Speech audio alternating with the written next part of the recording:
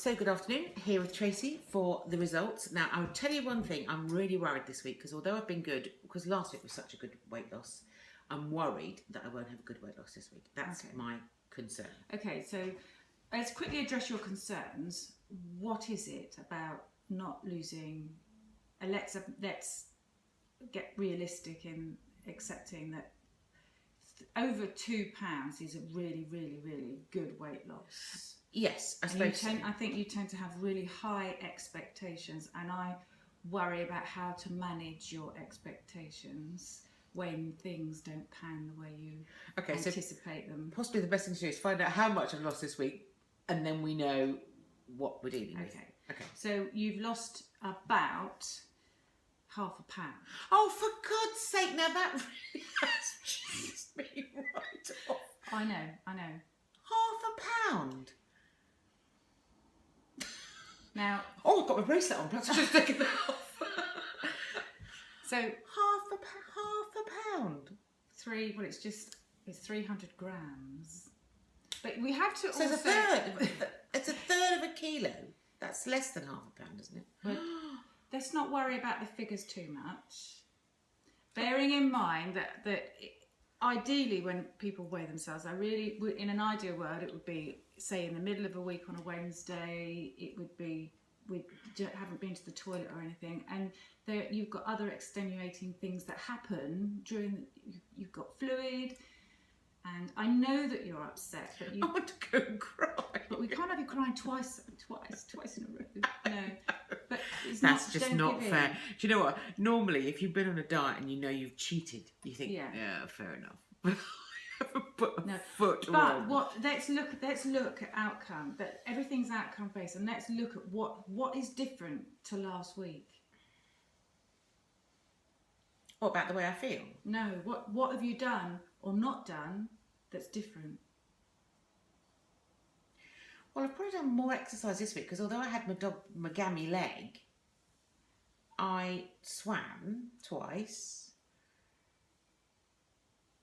You see, I don't think there's that much difference. Yeah, there is. There's a big difference in the exercise that you're doing. So walking is weight bearing.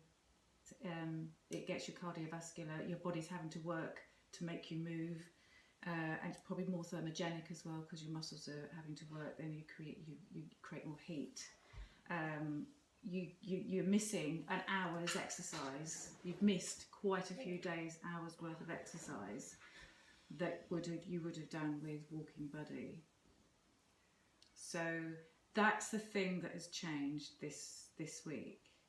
So, and the body is a really cunning thing.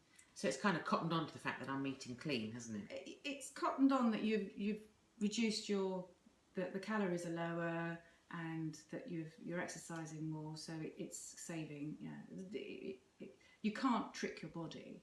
So what we need to do now is to get you maybe doing your exercise bands a bit more, with your swimming, not leisurely. It's up and down, a couple of really good out of breath lengths, so that you're doing your heart as much as anything else, and keep at it. But whatever you do, don't give up. Oh no, I won't give up. No. But it's just this massive disappointment. I know. It's just. I mean, I know last week was a huge weight loss, so maybe it's sort of a bit of a catch up with that. But that's so gutting.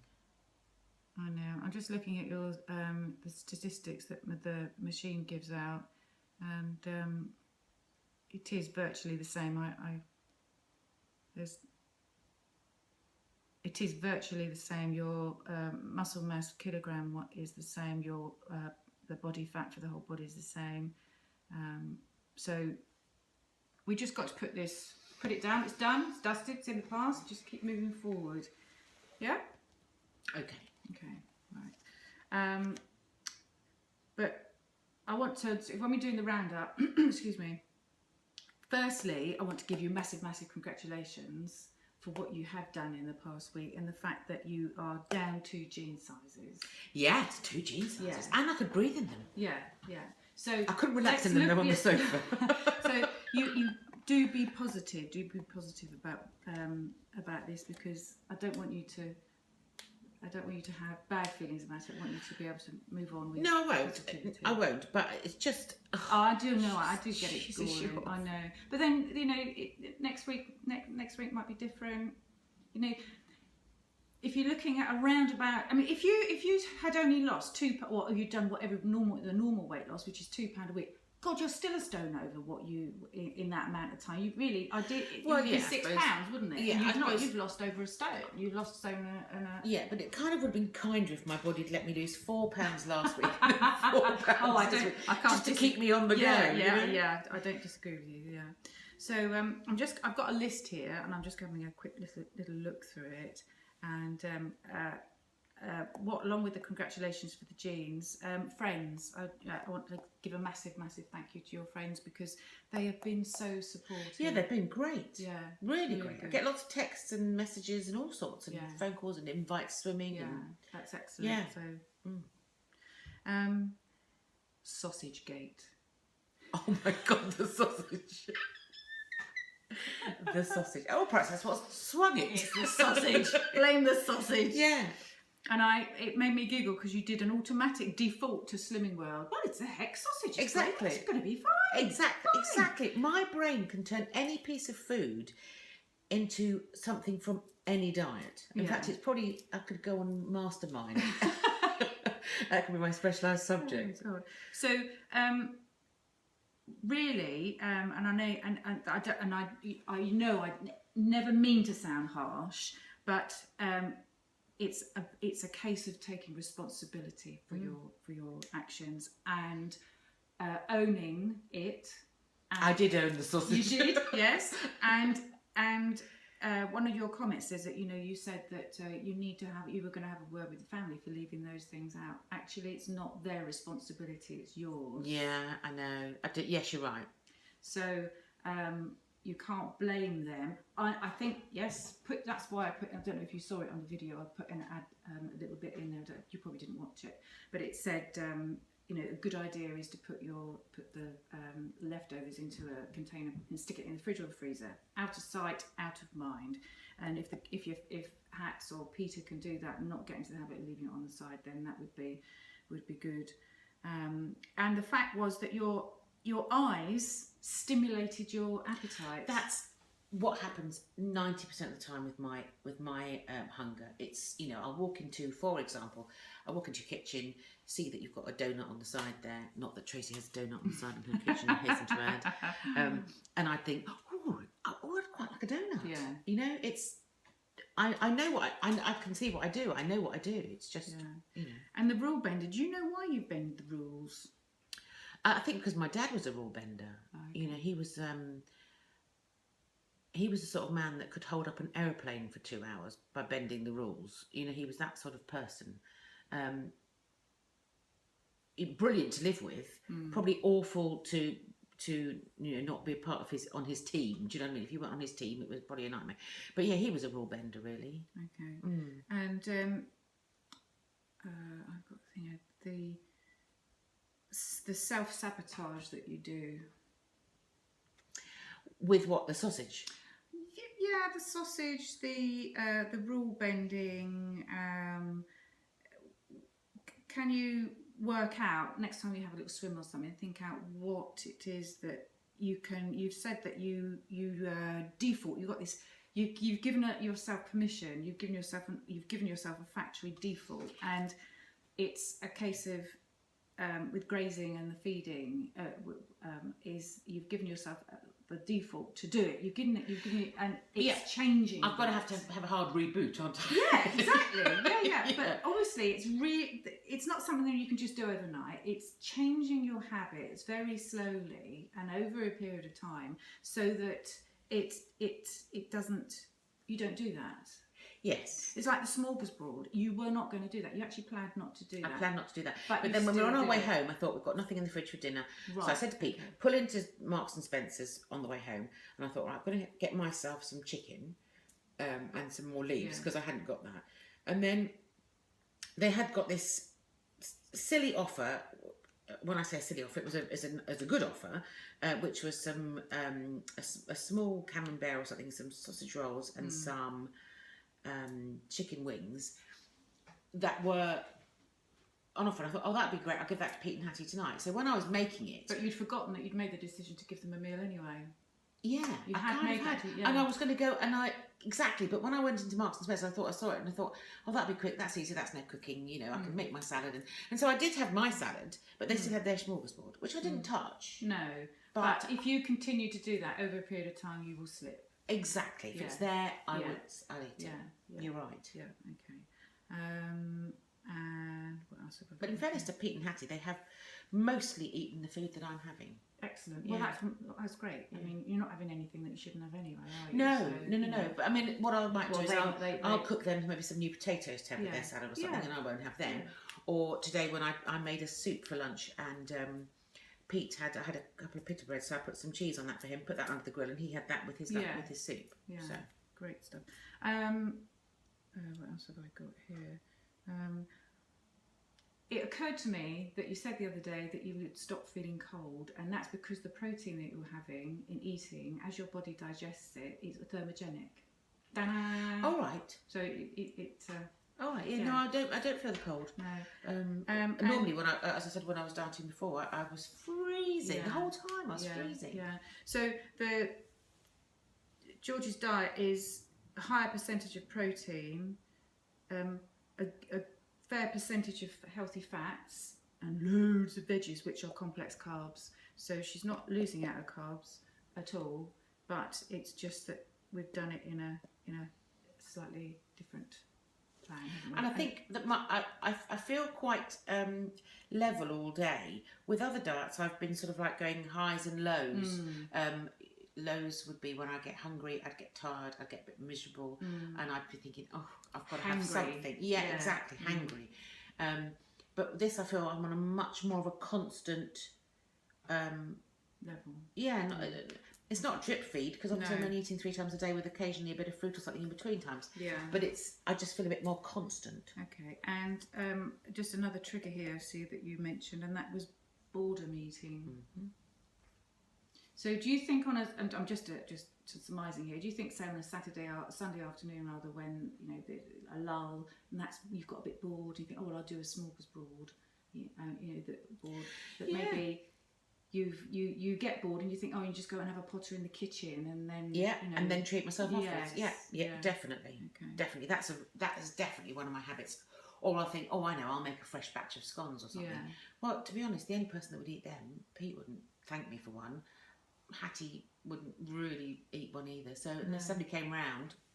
Well, I used to don't make know. bread. I used to make lots of seeded bread, and because I like baking, and I'd make it, and then John would eat some of it, but I just found that I would eat it, but I didn't want it, and then he would go away, and I'd be left with this bread.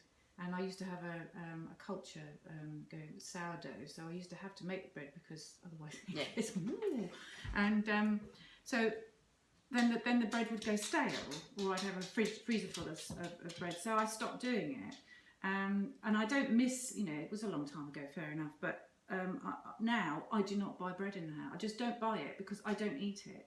We don't have bread in John our house buy it. now. Yeah, John buys it, and I say to him, please don't buy six rolls because you're going to go away tomorrow. They're going to go stale, and it's a waste of money. And I just refuse to eat them. You see, you refuse to eat them. Because part of me is thinking, oh, I know, I'll make a nice bread and butter pudding. Well, yes, I would think like that, but then I know that I would eat it anyway. So I just think to myself, it's better off in the bin than on my bum. And I have learned. It took a long time for the penny to drop, but I have learned that just leave it. Just don't have it in, or don't make it if you know that it's going to be something that you're going to end up eating. Your focus the other day was which I don't want you to lose your focus, and I don't want you to worry about not having lost masses of weight.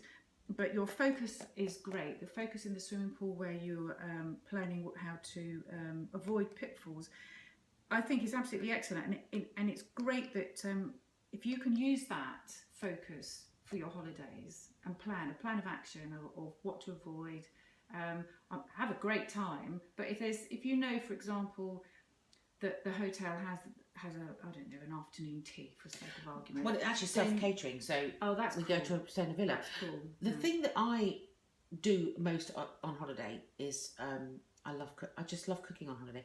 So I will always do us lunch at home. 9 days out of 10 we'll have lunch at home and go out for dinner in the evening. So if I can have some control over that lunch at home and not do some of the things that I do, which have got mayonnaise in and lots of bread and pâtés and that sort of thing, it have more of a clean salady type lunch, which is easy to do. I mean, it's just changing your mindset a bit, isn't it? And then hopefully then I've only got to cope with going out in the evening. You know, I've only got to cope with that.